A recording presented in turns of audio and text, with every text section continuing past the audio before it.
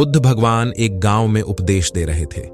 उन्होंने कहा कि हर किसी को धरती माता की तरह सहनशील तथा क्षमाशील होना चाहिए। क्रोध ऐसी आग है जिसमें क्रोध करने वाला दूसरों को जलाएगा तथा खुद भी जल जाएगा। सभा में सभी शांति से बुद्ध की वाणी सुन रहे थे, लेकिन वहां स्वभाव से ही अतिक्रोधी एक ऐसा व्यक्ति भी बैठा हुआ था जिसे ये सारी बातें बेतुकी लग रही थीं। वह कुछ देर ये सब सुनता रहा, फिर अचानक ही आग बबूला होकर बोलने लगा, तुम पाखंडी हो, बड़ी बड़ी बातें करना यही तुम्हारा काम है। तुम लोगों को भ्रमित कर रहे हो। तुम्हारी ये बातें आज के समय में कोई मायने नहीं रखती।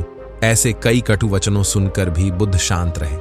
अपनी बातों से ना तो वह दुखी हुए, ना ही कोई प्रतिक्रिया की। यह देखकर वह व्यक्ति और भी क्रोधित हो गया और उसने बुद्ध के मुंह पर थूक कर वहां से चला गया। अगले दिन जब उस व्यक्ति का क्रोध शांत हुआ तो उसे अपने बुरे व्यवहार के कारण पछतावे की आग में जलने लगा और वह उन्हें ढूंढते हुए उसी स्थान पर पहुंचा। पर बुद्ध कहाँ मिलते, वह तो अपने शिष्यों के साथ पास वाले एक अन्य गांव निकल चुके थे। के बारे में लोगों से पूछा और ढूंढते। व्यक्ति ने बुद्ध के बारे में लोगों से ढूंढते जहां बुद्ध प्रवचन दे रहे थे वहां पहुंच गया। उन्हें देखते ही वह उनके चरणों में गिर पड़ा और बोला, मुझे क्षमा कीजिए प्रभु। बुद्ध ने पूछा, कौन हो भाई, तुम्हें क्या हुआ है, क्यों क्षमा मांग रहे हो? उसने कहा, क्या आप भूल गए, मैं वही हूं जिसने कल आपके साथ बहुत बुरा व्यवहार किया था।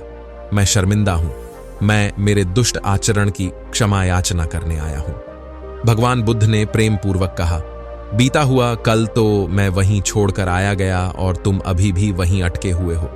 तुम्हें अपनी गलती का आभास हो गया, तुमने पश्चाताप कर लिया, तुम निर्मल हो चुके हो। अब तुम आज में प्रवेश करो।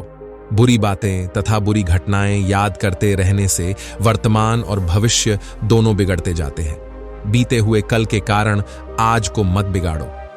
उस व्यक्ति का सारा बोझ उतर गया। उसने भगवान बुद्ध के चरणों में पड़कर क्रोध त्याग का तथा क्षमाशीलता का संकल्प लिया। बुद्ध ने उसके मस्तिष्क पर आशीष का हाथ रखा। उस दिन से उसमें परिवर्तन आ गया और उसके जीवन में सत्य, प्रेम व करुणा की धारा बहने लगी। मित्रों, बहुत बार हम भूत में की गई किसी गलती के बारे में सोचकर बार बार दुखी होते और खुद को कोसते हैं। हमें ऐसा कभी नहीं करना चाहिए। गलती का बोध हो जाने पर हमें उसे कभी ना दोहराने का संकल्प लेना चाहिए और एक नई ऊर्जा के साथ वर्तमान को सुदृढ़ बनाना चाहिए।